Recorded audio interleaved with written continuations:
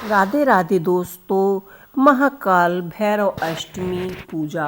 तो इस पूजा में सर्वप्रथम हम यहाँ पर पीले रंग का कपड़ा चौकी पर बिछा लेंगे और यहाँ पर हम काले तिल का आसन देकर फोटो रख देंगे, उन्हें विराजमान करेंगे और हाथ जोड़कर शिव शंकर भगवान जी से, काल भैरव बटुकनाथ जी से प्रार्थना करेंगे कि वे आए और हमारी पूजा में सम्मिलित हो और अपना स्थान ग्रहण करें।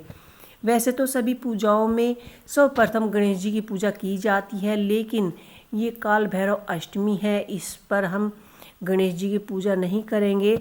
यहाँ पर हमने शिवलिंग की पूजा की है। सबसे पहले हमने तिल का आसन दिया है, उसके बाद प्लेट में हमने यहाँ पर बेलपत्र चढ़ाया है और हम इस तरह से पहले शुद्ध जल अर्पित करेंगे, उसके बाद हम दूध अर्पित करेंगे 5 बार, उसके बाद हम शुद्ध जल लेंगे और आप चाहे तो शहद से भी आप जल अभिषेक कर सकते हैं।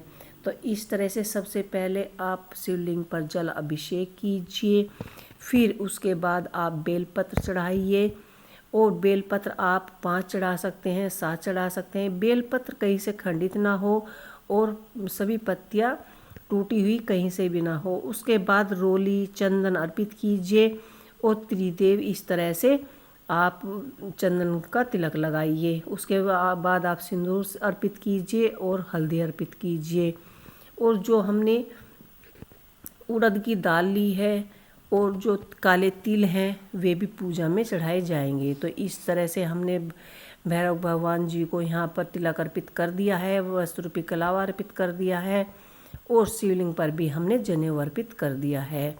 इसके बाद यहाँ पर हम लाल रंग के फूल चढ़ाएंगे।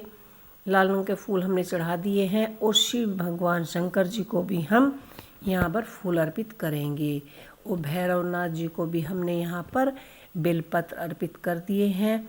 और इसके बाद जो खिचड़ी हमने बनाई है या आप कच्ची खिचड़ी जो आपने पूजा में रखी है, तो हम यहाँ पर चावल का काली दाल का ही आसन देंगे, क्योंकि यहाँ पर हमको 5 दिए जलाने हैं।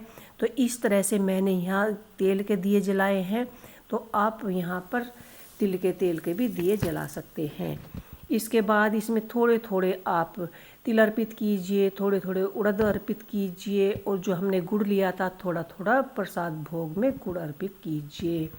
इस तरह से हमने शिवलिंग पर तिल उड़द की दाल अर्पित किए हैं और जो हमने जलेबी प्रसाद में ली है, गुड़ लिया है, उन्हें हम भोग लगाकर पूजा में स्थापित कर देंगे।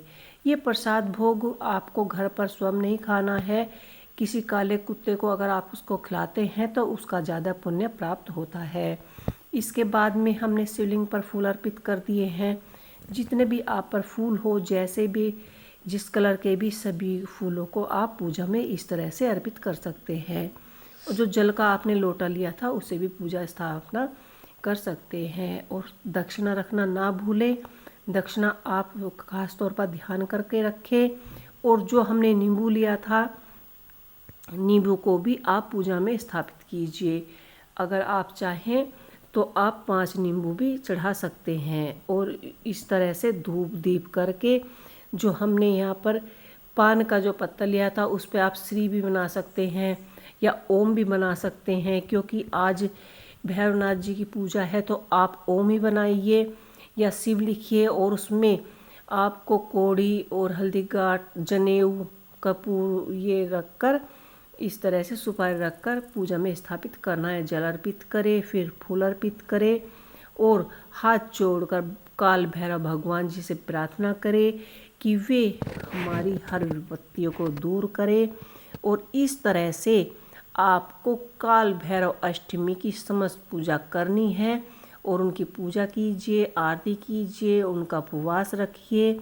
इस तरह से आप पूजा करेंगे तो भगवान प्रसन्न होकर आपको सभी सुख शांति आपके घर में बनाए रखेंगे।